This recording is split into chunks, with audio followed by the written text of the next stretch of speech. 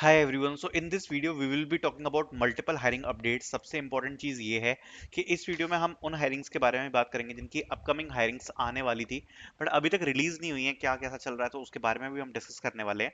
सो start करते हैं। First of all we will talk about Wipro elite.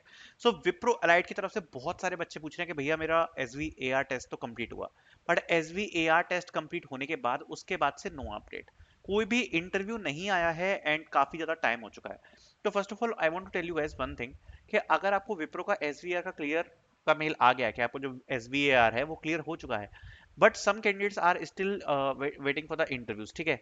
But some candidates got the interviews as well, ठीक है।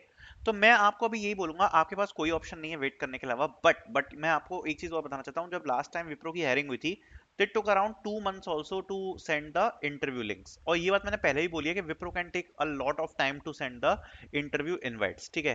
Send interview invites. अभी एकदम से बीच में इंटरव्यू इनवाइट्स भेजे थे विप्रो ने बहुत सारे बच्चों को विप्रो अलाइट के लिए, बट अभी फिर से पॉज है और बहुत सारे बच्चों को विप्रो अलाइट की तरफ से कोई भी रिस्पॉन्स नहीं आया है काफी दिनों से। But they can take much time, ठीक है। एंड ऑल्सो मैं आपको एक चीज और बोलूंगा कि यहाँ पर ज्यादा वेट मत करना, बिकॉज मतलब थोड़ा सा भरोसा भी आजकल उतना रहा नहीं है। तो मतलब एस वी आर क्लियर कर दिया, ठीक है, बीच में मालूम पड़े रिक्वायरमेंट फुलफिल हो जाए उनकी तो फिर वो इंटरव्यूज ना भेजें। सो इसलिए ठीक है, अभी हायरिंग चल रही है, but yes there are hopes to getting the interviews because they can take multiple time, okay. Then बात करते हैं एक्सेंचर। एक्सेंचर की तरफ से एक बहुत बड़ा अपडेट है। सो हायरिंग फ्रीज, और ये मैं क्यों बोल रहा हूँ, देखो अगर आप एक्सेंचर की वेबसाइट देखोगे ना, सो उनके तरफ से लास्ट 2 ईयर से ऐसा कभी नहीं हुआ कि उनके पोर्टल से पीएडीए या फिर ऐसे ऐसे इस पोजीशन की हायरिंग को हटा दिया गया हो। ऐसा हुआ ही नहीं है, ठीक है, लास्ट 2 ईयर से। बट अगर अभी आप देखोगे तो केवल पीडब्ल्यूडी के लिए जो अपॉर्चुनिटीज है वो ओपन है। एंड यहाँ पर एक्सेंचर की तरफ से ऐसे ऐसे एंड पीएडीए दोनों की हायरिंग्स को ऑफिशियली हटा दिया गया है उनकी वेबसाइट से। दैट टोटली मीन्स कि जो अभी एक्सेंचर का स्टेटस है हायरिंग का वो फ्रीज चल रहा है। एंड बहुत टाइम से यहाँ पर एक्सेंचर ने ऑनबोर्डिंग्स वगैरह का भी कुछ खास अपडेट आ नहीं रहा है जो कि एक्सेंचर ने भेजी हो। सो अभी भी काफी सारे कैंडिडेट्स हैं जो कि ऑनबोर्डिंग्स के लिए वेट कर रहे हैं। ऑलरेडी काफी कैंडिडेट्स को ऑनबोर्डिंग मिल गई है, but still some candidates are waiting for the onboarding.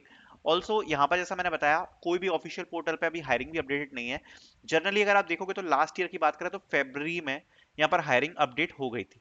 तो अगर इस बार के बारे में बात करें, जो कि आप देख सकते हो कि रिक्वायरमेंट ऑलरेडी नहीं है उनके पास ज्यादा, तो मुझे ऐसा लगता है कि हायरिंग आने में अभी और ज्यादा टाइम 1 to 2 मंथ्स लग सकता है। बिकॉज अभी पोर्टल पे बिल्कुल हटा दिया गया है। पूरा मार्च का मंथ निकल गया एंड ऐसा हमें पहली बार देखने को मिल रहा है कि मार्च के मंथ तक एक्सेंचर के पोर्टल पे हमें हायरिंग देखने को नहीं मिली है। देन आगे बात करते हैं कॉग्निजेंट एजेंसी के बारे में। फर्स्ट फेज का रिजल्ट आउट है, सेकंड फेज का रिजल्ट डिले है, अभी तक नॉट आउट हुए, ठीक है। तो मैं आपको एक चीज और बताना चाहता हूँ कि एक फेज चला था इंटरव्यूज का जिसमें इन पर्सन इंटरव्यूज हुए थे, और इन पर्सन जो इंटरव्यूज हैं वो यहाँ पर जनरली काफी सारे बच्चों के 7 मार्च से 10 मार्च के बीच में हुए हैं। और उन्हीं बच्चों के अभी मैं इंटरव्यू एक्सपीरियंस वगैरह पोस्ट भी कर रहा हूँ चैनल पर। एंड जो फर्स्ट फेज का रिजल्ट था वो यहाँ पर आउट हुआ, सेकंड फेज का अभी तक यहाँ पर रिजल्ट आउट नहीं हुआ है। बट बहुत ही जल्दी अब यहाँ से 1 से 2 दिन के अंदर मुझे ऐसा लग रहा है कि शायद जो सेकंड फेज का रिजल्ट है वो भी यहाँ पर धीरे धीरे आना स्टार्ट हो सकता है। बहुत ही जल्द आना स्टार्ट हो सकता है क्योंकि ज्यादा दिन अब बचे नहीं है। तो 2-3 दिन में मेरे हिसाब से जो इंटरव्यूज वगैरह हैं वो आने स्टार्ट हो जाएंगे, ठीक है, बाकी के बचे हुए भी। अदरवाइज देखते हैं, अगर इनकी तरफ से भी कोई डिले होता है तो वैसे होना तो नहीं चाहिए, बिकॉज अभी तो जेंसी की रिक्वायरमेंट्स स्टार्ट ही हुई हैं जस्ट, एंड अभी किसी का सिलेक्शन भी नहीं किया उन लोगों ने। तो मेरे हिसाब से तो इंटरव्यूज भी स्टार्ट नहीं हुए, तो मेरे हिसाब से अभी ऐसा नहीं होना चाहिए। दूसरी बात, मतलब उम्मीदें हैं कि अभी यहाँ पर रिजल्ट्स वगैरह सेकंड फेज के बहुत ही जल्द आएंगे। दूसरी बात, कॉग्निजेंट एजेंसी की तरफ से लेकिन एक चीज है कि हाँ, ये तो चीज है कि ड्रॉप हुआ है एकदम से इनकी तरफ से असेसमेंट्स भी। सो ये है कि रिक्वायरमेंट शायद कम हुई है इनकी तरफ से, बिकॉज पहले फेज के जो रिजल्ट्स थे एक तो वो बहुत कम बच्चों को आए, अब सेकंड फेज का भी डिले हो रहा है। इसका मतलब थोड़ा बहुत तो ऊपर नीचे ये चीज भी हो रही है। जनरली क्या होता है, अगर कंपनी को एकदम से रिक्रूट करना होता है ना, बहुत सारी रिक्वायरमेंट होती है, तो बहुत फास्ट करते हैं प्रोसेस को। एंड बीच में जैसे ही प्रोसेस स्लो होती है उसका मतलब आप समझ जाना कि कुछ झोल हो सकता है। देन बात करते हैं मीशो के बारे में। मीशो का टेस्ट अगर आपने कंप्लीट कर दिया तो रिजल्ट आपको विद इन 1 to 2 वीक्स मिल जाएगा, जिसमें आपकी ऑफिशियल मेल आईडी पर मीशो की तरफ से आपको मेल आ जाएगा नेक्स्ट राउंड के लिए। जनरली यहाँ पर आपके इंटरव्यूज वगैरह शेड्यूल किए जाते हैं, इंटरव्यूज वगैरह शेड्यूल होते हैं, एंड इसके लिए शॉर्टलिस्ट होना बहुत डिफिकल्ट है। एंड मीशो में आपको सारे सारे क्वेश्चंस तो पास करने ही पड़ेंगे, साथ साथ में टाइम भी मैटर करता है। So it is very important.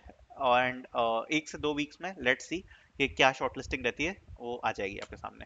Then Infosys के बारे में बात करते हैं, तो देखो एसपी की हायरिंग्स यहाँ पर भी अभी अगर मैं बात करूँ इन्फोसिस की तरफ से भी आप फ्रीज मोड में बोल सकते हो, बिकॉज जनरली अगर आप देखोगे तो इन्फोसिस अभी तक यहाँ पर सेकंड फेज एक एसपी हायरिंग को अनाउंस कर देती है, ठीक है, एसपी हायरिंग अनाउंस कर देती है।